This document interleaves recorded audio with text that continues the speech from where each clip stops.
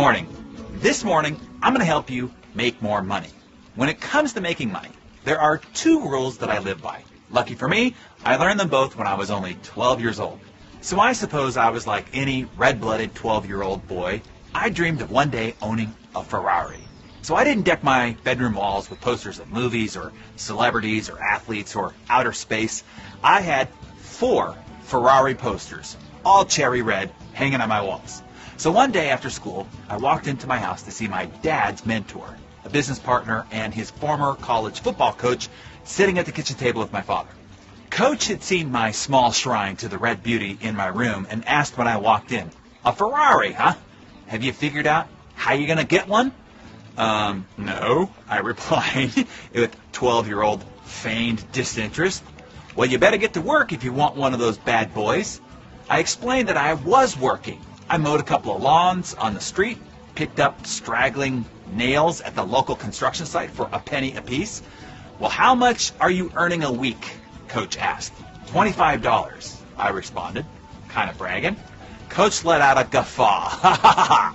"At that rate, you'll be a corpse behind the wheel. You need to make more money and faster." "But how?" I asked.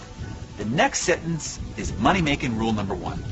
Coach leaned across the table and said in a tone that signaled this was going to be important. "Want to make money faster? Find something scary to do. Find something most don't have the courage to do. Scary things pay the most." As I lay on my bed that night, I remembered a buddy talking about a local trade school who wanted people to stand outside bus stops and train stops or in the mall and ask complete strangers to take a survey, one that they didn't want to take. Approach people who don't want to be bothered, I thought. That sounds pretty freaking scary. So the very next day, I was standing outside the busiest bus stop in my neighborhood with a 16-year-old boy who wanted a Lamborghini Countach, and he was there to show me the ropes. We spent the entire day walking up to complete strangers who pushed us, yelled at us, one even spit at us, or at best simply pretended we didn't exist. I even had one woman shout at me to get a respectable job. "Go mow lawns or something," she said. Trust me, I considered it. I wanted to quit more times in those 6 hours than I have the rest of my life combined. When the shift was done, I had 56 completed surveys. At $2 a piece, that was $112 in a single day, more than I made in a month, sweating and mowing lawns and gathering nails at construction sites. I could practically smell the leather of my Ferrari as we walked into the trade school to exchange our surveys for cold, hard cash. Unfortunately, when the boss was done counting the bills, he handed all $112 to the Lamborghini Countach lover. Seeing the shock and fury on my face, he explained, "Sorry, kid, you're training today. You've got a few more days until you get to keep the cash." So when I got home, I slammed the front door as I walked into my house that afternoon, and once again, Coach was sitting at the kitchen table. I told him what had happened, that I had found something scary, and then they took all my money, and that his idea was a bunch of hooey. It was in the middle of this adolescent tantrum that Coach taught me money-making rule number 2.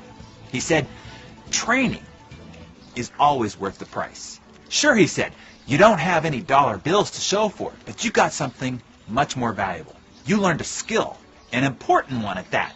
The things you learned at that bus stop today, you will use over and over again. And if you continue to apply them, you will make yourself millions.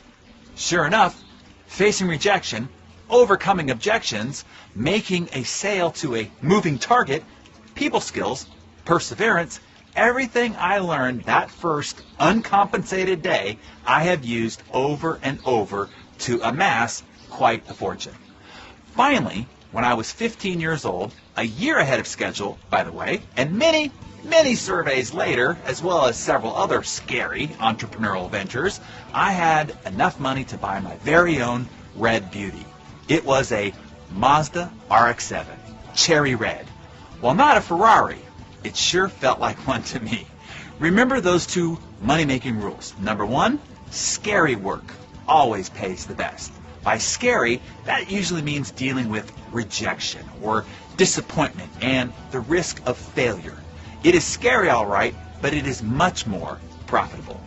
And number 2, training, mentorship, and personal development is always worth the price, as they are the seeds that reap a perpetual harvest for the rest of your life.